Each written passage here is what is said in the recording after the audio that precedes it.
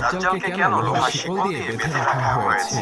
সহিহ হাদিস থেকে পাওয়া যায়, আজ থেকে 1450 বছর পূর্বে তামিম আদ-দারি নামক একজন খ্রিস্টান ব্যক্তি তার সঙ্গীদেরকে নিয়ে জাহাজে সমুদ্রে যাত্রা করেন। হঠাৎ সমুদ্রের মধ্যে ভয়ঙ্কর ঝড়ের কবলে পড়ে তারা পথ হারিয়ে ফেলে এবং তারা অজানা রহস্যময় একটি দ্বীপে পৌঁছে যায়। তামিম আদ-দারি ও তার সঙ্গীরা দ্বীপে নামার পর দেখতে পান একটি পশুর মতো অদ্ভুত চেহারার এক প্রাণী, যার গোটা শরীরে কালো পশম দিয়ে ভরপুর। প্রাণীটি বলে, আমি হলাম এখানে করা গোয়েন্দা। প্রাণীটি তামিম আদ-দারি ও তার সঙ্গীদেরকে বলল, তোমরা ওদিকে ওই গুহার মতো স্থান দিতে যাও, সেখানে একজন ব্যক্তি তোমাদের জন্য অপেক্ষা করছে।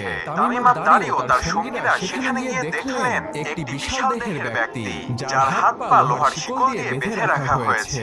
তামিম আদ-দারি ও তার সঙ্গীরা সে ব্যক্তিকে দেখে ভয় পেয়ে গেলেন। তখন সে বিশাল দেহের ব্যক্তিটি তাদের কাছে কিছু প্রশ্নের উত্তর জানতে চাইলেন। সে ব্যক্তিটি বলল,